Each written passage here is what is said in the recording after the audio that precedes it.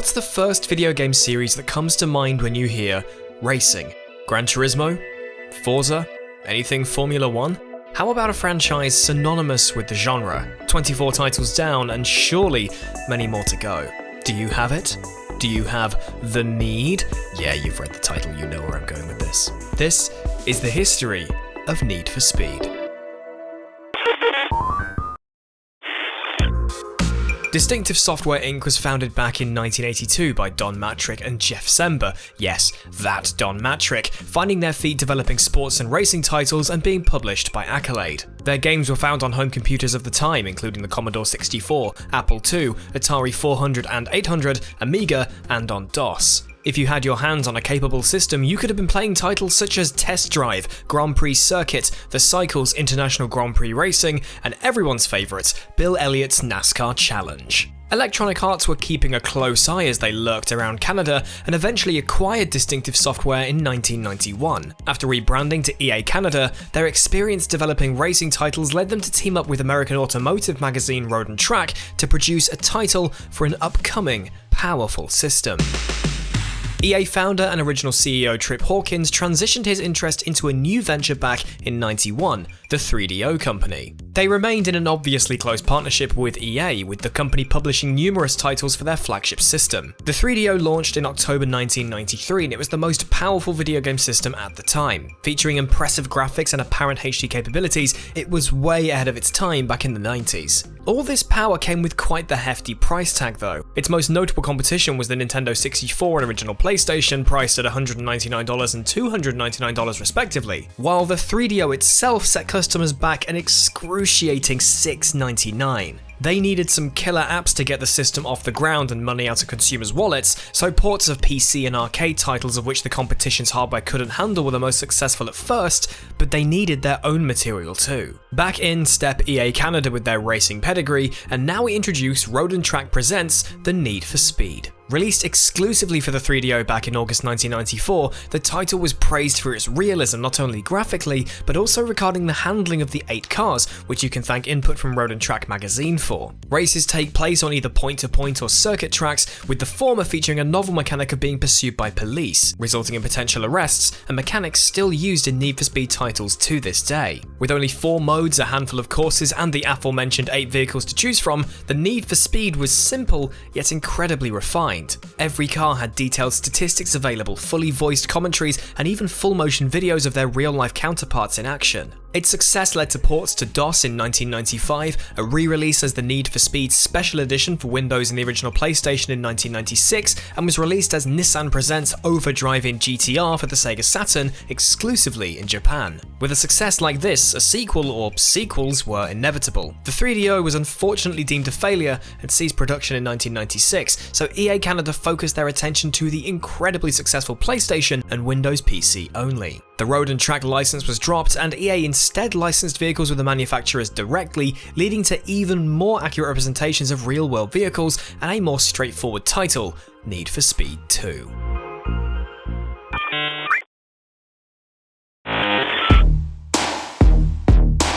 Released on March 31st for the PlayStation and April 18th on Windows in 1997, while critics were happy with yet another fantastic roster of cars to drive and more tracks to play with, there were issues that left the game feeling like a mixed bag. Iffy handling, mediocre graphics, and a demeanour that can't decide whether it's a sim racer or an arcade affair, Need for Speed 2 put EA Canada back to the drawing board in hopes to recapture the same success the first title saw. Later that same year and early next for the EU and Japan, Need for Speed 2 Special Edition released, featuring a new course, 3 new cars, and if on Windows, support for 3DFX graphics cards, giving the title a fantastic visual overhaul, but losing the cockpit view in the process. A deal breaker for some, but not if you wanted your cars to look even shinier than before.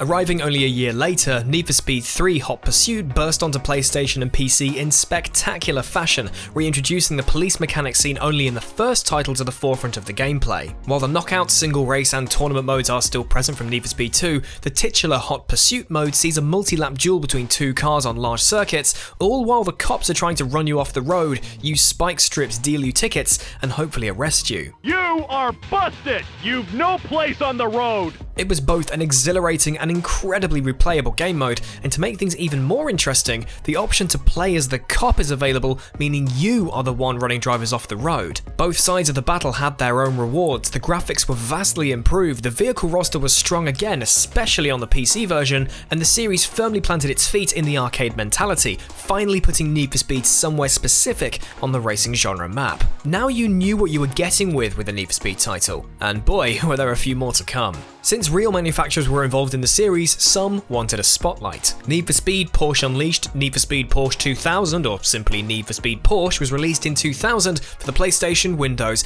and had a rather impressive port on the Game Boy Advance, marking the first time Need for Speed went handheld. Porsche featured an incredible number of cars, a huge step up from the 3 previous titles, but the diversity of how the individual cars felt to drive in-game was rather anemic. It was the first title to feature a quasi-story mode, however, with the player assuming the role of a Porsche test driver, completing tasks ranging from simple slaloms through to races, and delivery tasks reminiscent of the Hot Pursuit mode from the previous game. Overall, the game was fine, but players were waiting for that next numbered sequel. But the next title wasn't simply Need for Speed 4. Numbers were out and Need for Speed High Stakes hit shelves for the PS1 and PC in 1999. Players were handed the usual smattering of game modes alongside a few new innovations, including vehicle damage affecting performance and the ability to customize their cars. You can also fly the police helicopter around if you fancied, and while I said this game wasn't Need for Speed 4, the helicopter's designation begged to differ. High Stakes performed well, and EA were keen to keep up this positive streak. Next up was a direct sequel to Hot Pursuit,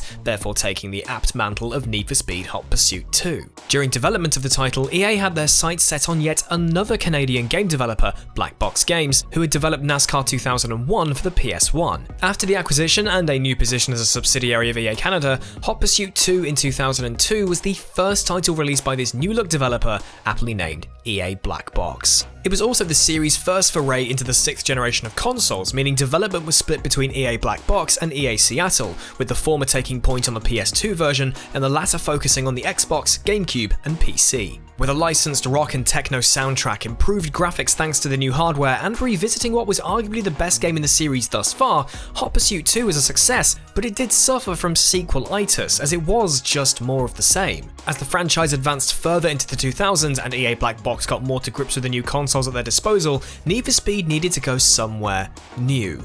It was time to lay low. It was time to go underground.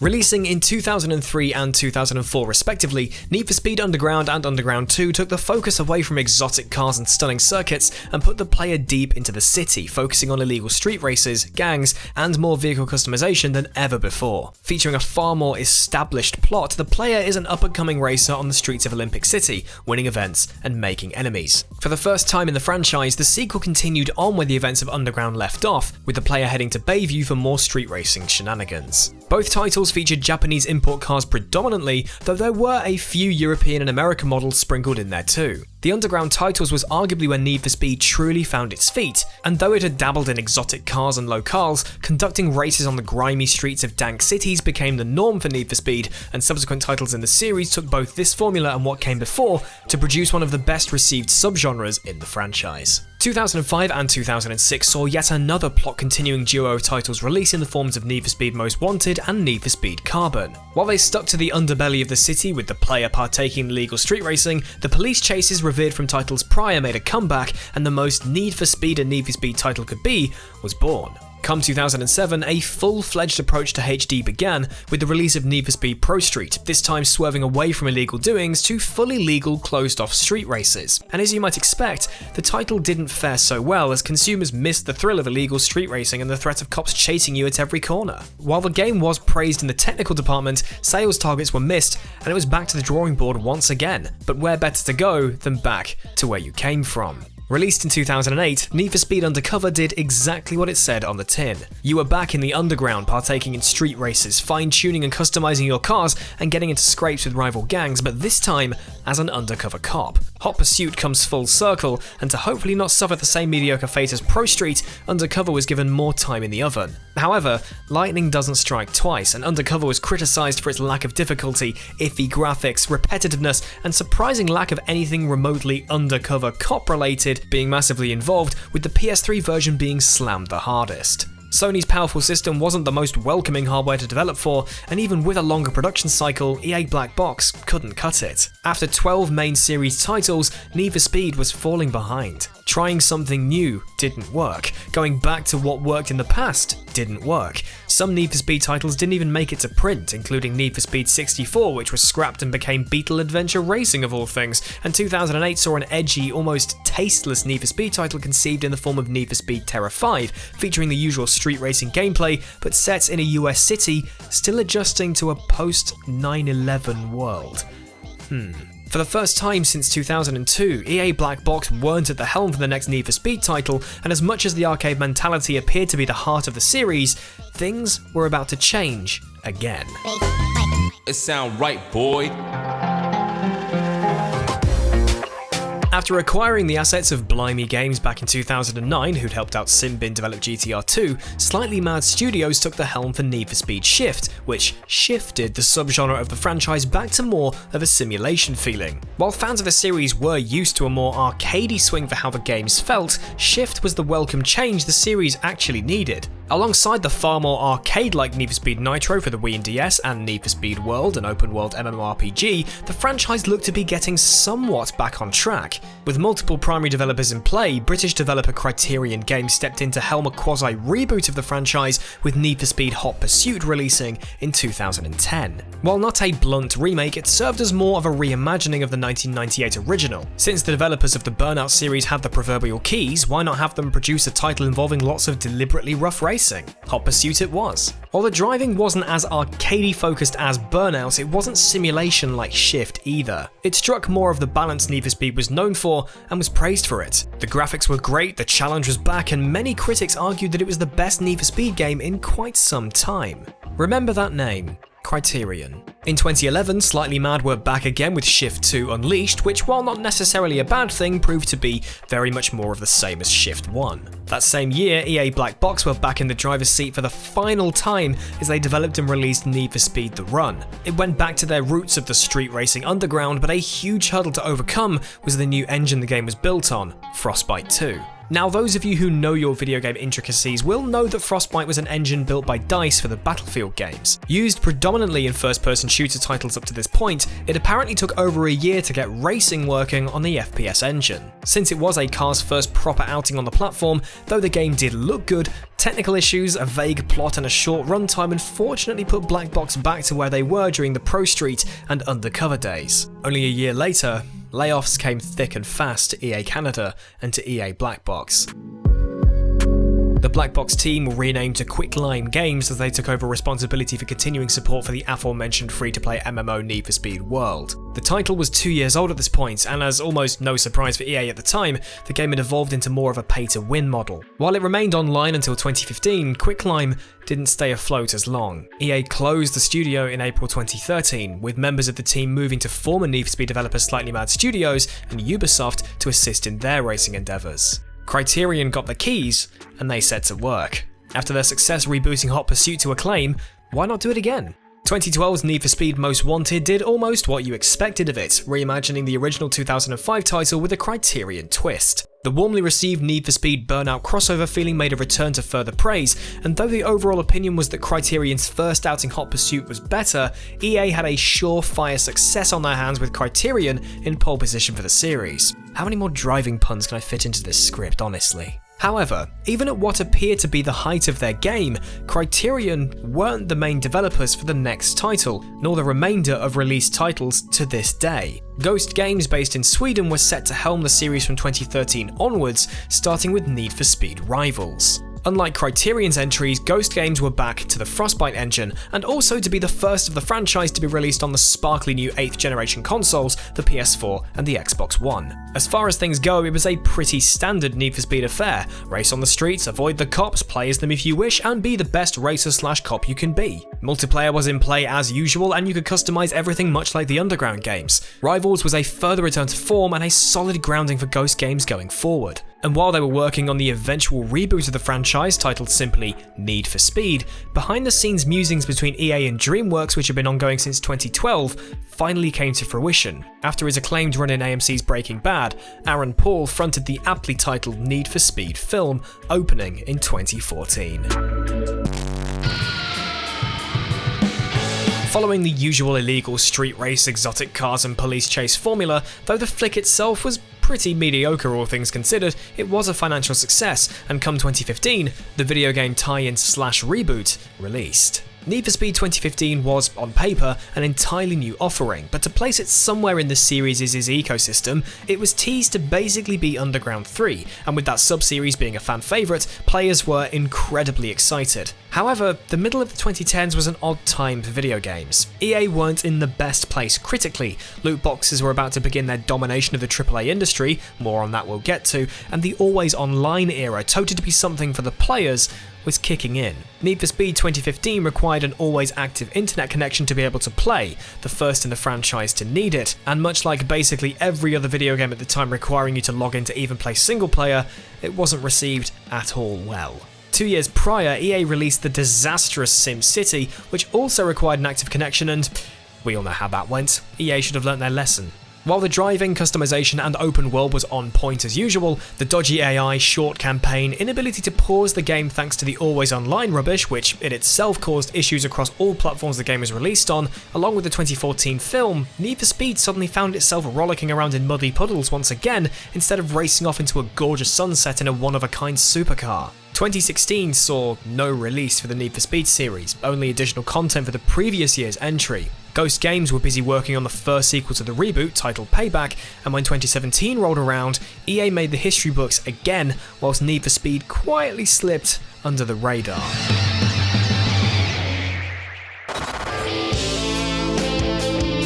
Star Wars Battlefront 2 was a hotly anticipated sequel to the 2015 reboot, but since microtransactions were all the rage and EA themselves were pocketing billions thanks to live services and games, Battlefront 2 went all out on the grind, pushing players to spin for items with real cash in order to get ahead. Much like the always online approach in titles prior, this debacle was aggressively criticised, leading to the most downvoted comment in Reddit history. Also released in 2017 was the aforementioned Need for Speed Payback, which also used a heavy grind to push players to part with their hard-earned pennies post-purchase in order to lighten the artificially bloated load. Though it didn't get as much attention as Star Wars, since, Star Wars is huge. The always online was dropped though, so while one solemn turb was flushed away, a dump truck carrying ripe manure just crashed in through the front window. Even though there were minor improvements compared to the reboot predecessor, Payback was once again dogged by bodged handling, heavily scripted police chases, dull free roam, and of course, the heavy influence of microtransactions. EA, along with Need for Speed and its other IPs, weren't in a good place. The company went through somewhat of a reboot themselves, finally giving way to single-player experiences again,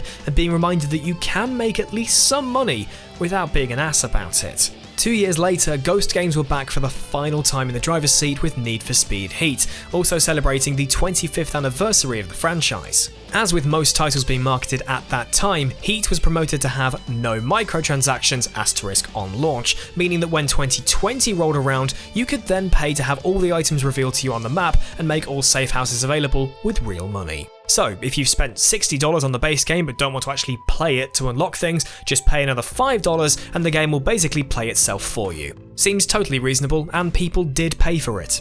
Incredible. The negativity from the 2015 reboot and Payback was brushed off somewhat following the release of the incumbent title, but it still wasn't a true return to form for the series, that of which we're still waiting on today. After seemingly brute forcing them off the franchise after 2 fantastic titles, Criterion have once again been handed the keys to the Need for Speed series, as Ghost Games have reverted back to EA Gothenburg as a Frostbite engine support studio. It's really exciting to see what Criterion have planned for the next Need for Speed title, as we know they're definitely capable of doing great things with the IP. We'll know for definite come 2022 as they're currently helping out DICE develop Battlefield 6. So, if you're a Need for Speed fan, you could go play some Heat to pass the time, or you could dig out your PS2 and pick up a copy of Underground 2 for a few bob. I know which one I'd prefer.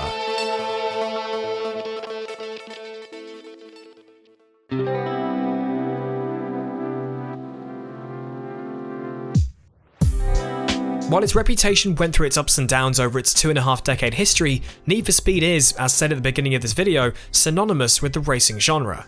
From humble roots on DOS to titles built on budgets in the tens of millions, Need for Speed has come a very long way, and we're hoping the future burns bright for it, much like a garish neon I've installed under each and every car I could within the series. But what would you like to see next in the franchise? Criterion taking on reimagining yet another classic property, or something entirely new? Let me know in the comments down below, and if you've not already, please subscribe to the Traxion channel for more racing goodness in the future. I hope you've enjoyed this video, like and share it if you have. Thank you very much for watching. I've been Rich, keep it pinned. I'll see you next time.